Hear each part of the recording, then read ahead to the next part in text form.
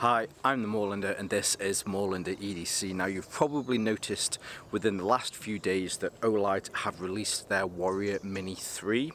Now if you already have the Warrior Mini 2, this is what we're going to have a look at today. We're going to have a look at the differences and the upgrades between the two so you can make a better informed decision on whether you're going to pick one up.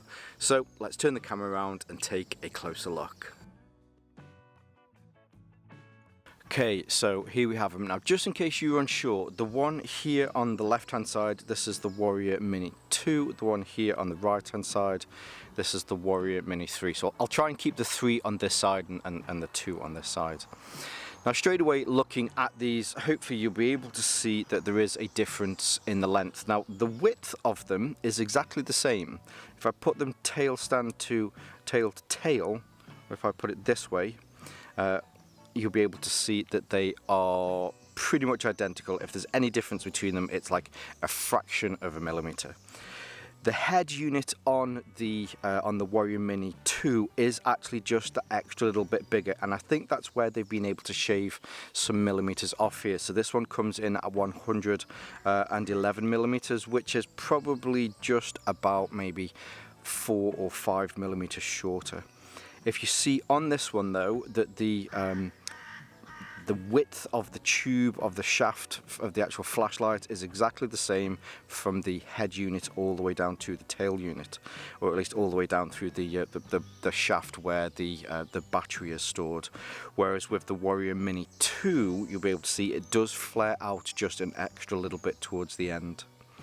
Now you still have a striking bezel on the end. I wouldn't really say it's, it's the type of thing that you're going to be smashing glass with, mainly because if you look into here, on the Mini, you've probably got about 3, maybe 4 millimeters of clearance between the bezel and the lens on the inside.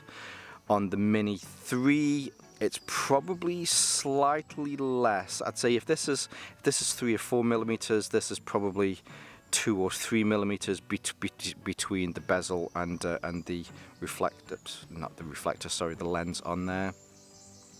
But yeah, so if you put them side to side, hopefully yes, you'll be able to see that there's not that much between them. In fact, when you put them towards the end, you can probably see that the buttons for each of them here on the body are roughly in the same place. So if you're the type of person that's, oh, my muscle memory knows exactly where it is, yes, they're not too far away. Now we will bring in the baton. So this is the Baton 3. I'd say it probably resembles the Baton 3 more so than the Warrior Mini. I quite like that design choice. I think that the Baton 3 is a great light. One of the other differences, and I think this is where again they've been able to shave some of the length off this one, is when it comes to the tail, when it comes to the pocket clip. So the pocket clip on the Mini, you can clip onto the end here, which is where it comes when it arrives. But there is also a strip down here. So I guess similar to knives, whether you're a tip up or a tip down kind of carry person, you can remove the tail clip and allow it to clip to the end here. With the Warrior Mini 3, that option now isn't available. So if you prefer to carry it in the opposite direction, the opposite orientation, you now can't take this off and switch it round so it goes into your pocket LED first. For me, that's not a massive thing. It's certainly not an issue. It's certainly not something that I struggle with, mainly because, as I mentioned, I like the baton and I like the orientation of the clip on here. The clip isn't a massive selling point for me when it comes to flashlights. They've also changed it as well slightly. So before you had quite a wide clip, which was a bit of a struggle to get on and off. Now it has these 2 prongs. If I pull this off, there we go. If you can see, it has those 2 prongs on there, which does make it a little bit easier and a little bit slicker to be able to get on and off. I have struggled with some of these in the past. I mean, not massively struggled, but yeah, I think that's quite a nice update. When you look into the ends here, you'll be able to see that we have the LED units in there. Now, just looking at the LED units, I can notice that there's a bit of a difference. So first of all, they both have TIR lenses on there, which I think is really nice. The TIR lens on here is completely flat. I don't know if I can get it from this angle, but yeah, there's no sort of dimple. It's not concave at all. Whereas on the newer version, it is concaved in there, so there is a dimple that pushes into that, which I think is how they've been able to increase the candela on this. As far as they're both concerned, these are both 1750 lumen flashlights, but the candela has been able to increase on this. I think that's probably in the way that they've been able to change the TIR lens on this. Now, an extra little point is, if you might not be able to see this, but from my angle I can see in here, the LED on the inside of this looks as though it is a domed LED, whereas that's on the Mini 2. On the Mini 3, it does look like it's a flat LED on there or in there. I think that may have also been able to help with the candela, because as it's flat, it's channeling more light forward rather than a domed version, which will then be able to spread the light out a little bit more. They both charge through the tail end using Olight's proprietary magnetic chargers, which are great. I wasn't really sure in the past about proprietary chargers. However, I know through talking to you guys a lot more in the comments, I can see the advantage of not having a port or something like that you have to put a charger into. The battery in here, I'll just quickly take this out. They continue to use the 18650 battery. This is one of their proprietary ones. It's a 3500 milliamp hour battery, but it is one of their proprietary batteries. So if you do need to switch up the battery, then you'll need to make sure that you use one of the Olight ones. However, if you do have the previous version, then you can put that into here, and they work both ways as well. While it's charging, you can still operate the light whilst it's charging, but only through the switch that is on the body here, because it charges through the end. I guess you could turn this on and then charge it, but I don't really know why that would be much of a use. Now, as we're talking about the tail switches, they have changed these, and I wouldn't say it's a subtle change. I'd say this is quite a large change. So on the Warrior Mini 2, you have, it will tail stand. If I bring in the box here, you'll see that it will tail stand. In fact, let's just bring this in. Can we get this in focus? Just in case you want to see any of the details on here, here are all of the details. Leave that for a second. But yes, it will tail stand, but it tail stands through these three little kind of prongs that come out here, which means that although yes, it definitely tail stands, there was just a little bit of wobble to it, because if you just push it at an angle where you get this dip, then it could fall over. The new tail stand on this, sorry, that was my mobile phone. Hopefully it won't go off again. The new tail stand on this is completely flat. Now, this isn't a button within within that bit. The whole thing is a button. So I have to say, I didn't really think that they needed to change the button on the end here. However, now that they have, it's great. The functionality on here, or just being able to press it, you have like a half press, and then you have a long press. I think is brilliant. But when if you need to tail stand either of these, then the newer updated Warrior Mini 3 tail stands a lot better.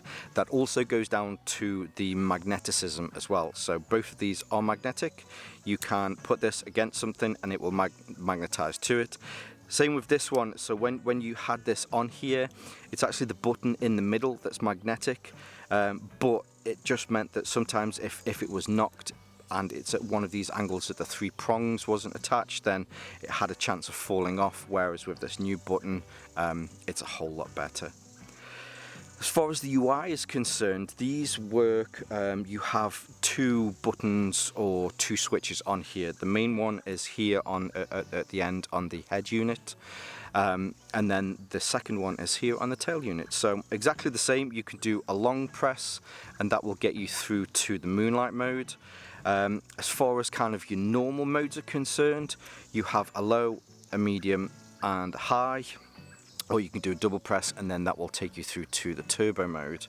You can also do a triple press, which will then take you through to a strobe mode. And as far as the UI is concerned, it is exactly the same between the two. The button on here has changed. So the button on the Mini, if I can, let's see if I can turn this around. Hopefully you'll be able to see that it is completely flush. The chances of you being able to press this by accident, hopefully when it's in your pocket, of putting this on by accident, have definitely reduced, whereas with the Mini 2 you'll be able to see that it does protrude ever so slightly. It might only be 0.5 millimeter or 1 millimeter, but yeah, that's great. They've also been able to increase the size of it here as well. You still get a little LED in the middle, so when you're turning it on, and you can also get battery reading information depending on whether it's a full light or it's hot or it's flashing or it's turned red. But yeah, it's definitely larger. I think they've also changed the material as well. On the Warrior Mini 2, it's a plastic. Plastic. It's a rubber button. So as you press the button deforms so that it can go in, and you can press a switch on the inside. Whereas on the newer button, it's a harder plastic button. So when you press it, the whole button itself depresses to go in.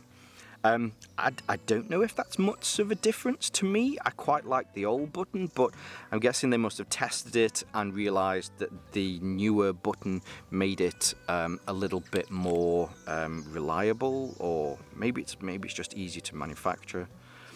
But yes, so that's the main one there. As I say, long press. I do tend to use moonlight mode quite a bit.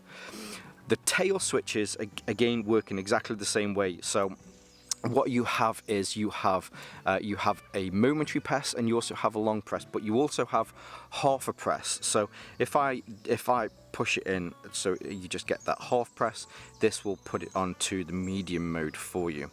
If I then depress it all of the way, it will then put it onto the turbo mode for you.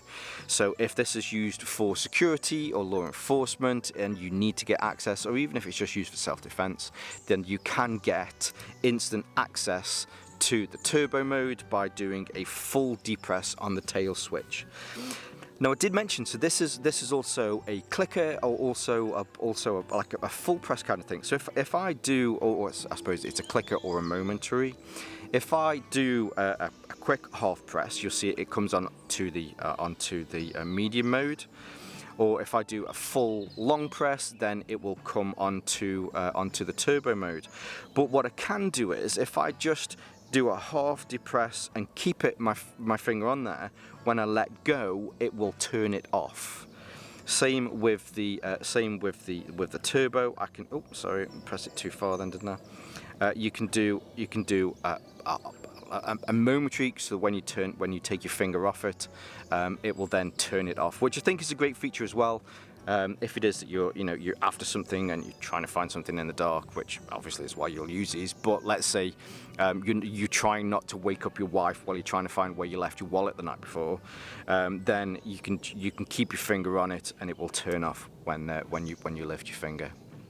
Now another area of improvement comes into the security sensor on the inside here. So this was built into Olight lights a few years back from some feedback, because 1750 lumens, it gets hot, and they had found that they wanted to add this security feature so that if it turned on in your pocket, then you wouldn't burn yourself.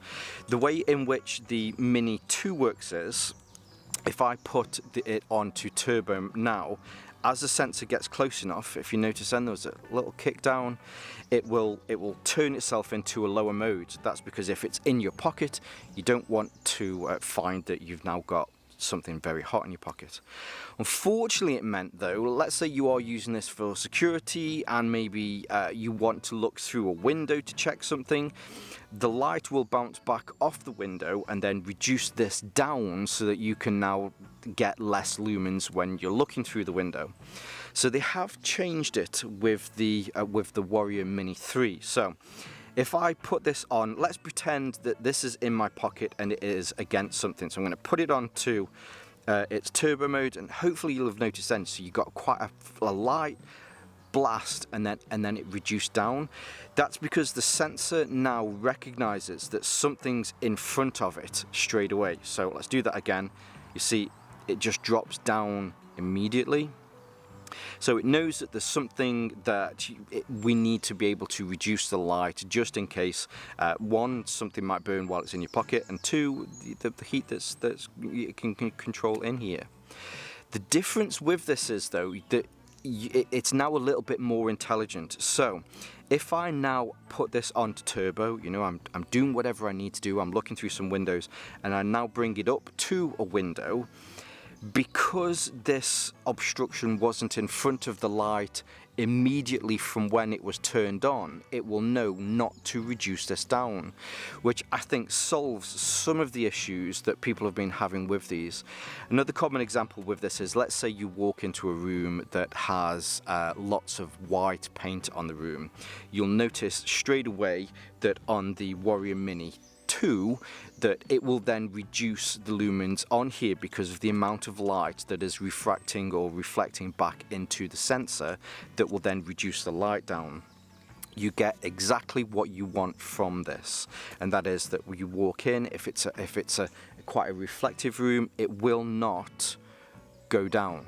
You can see I move this away, bring it back. It's not powering down or reducing the lumens, whereas if this did accidentally turn on in my pocket, you can see that it dropped down straight away. I think that's a great feature. Hopefully soon this will now move over to lights like the Baton 3, and yeah, you know, they'll all be able to take advantage of the way that this has changed. Now, as far as I'm aware, and I did read through everything just to make sure, I think they are the major differences between the two. Now, the differences between the Warrior Mini 2 and the Warrior Mini 3, I think some of them really are kind of quality of life things.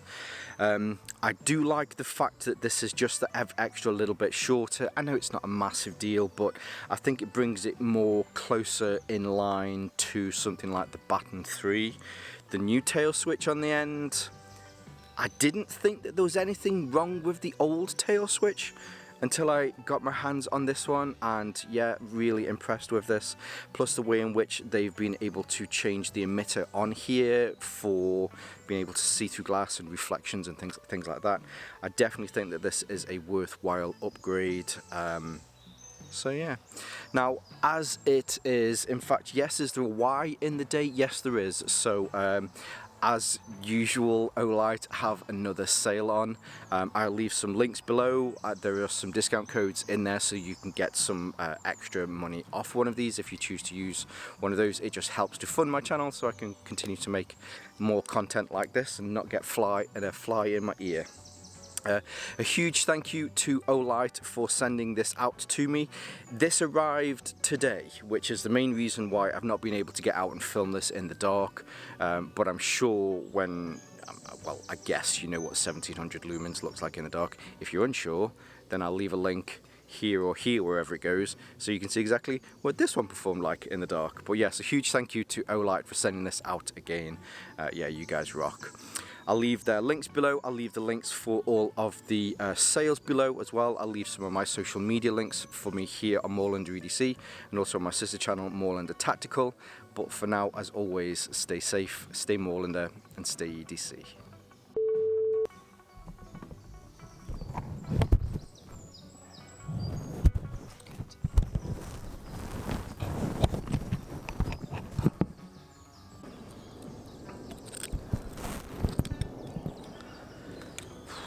honestly, it's nothing but planes and helicopters flying over.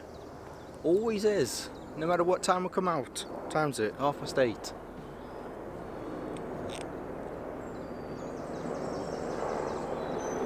It's a big one.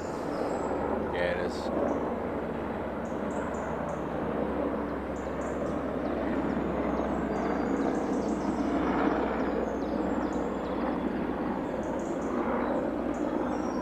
Couldn't see it through the what's it? Big military one. Very cool.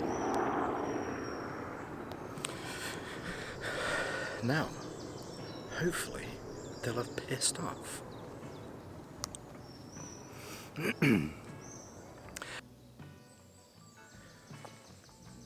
It is really, really lovely and quiet this morning.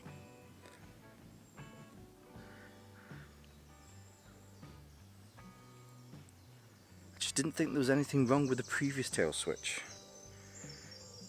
They changed it. It's very nice, really nice. Well, there you go. Hope you all had a cracking weekend. 2 pieces of content today. What are the chances? There was going to be one, which was the 5 backpacks. But yeah, Olight managed to get this to me in time and said if I could get some content out today, that would be great. So yeah, there you go. Busy, busy, busy. Have a nice Sunday. See you midweek content. See you in a bit. Bye.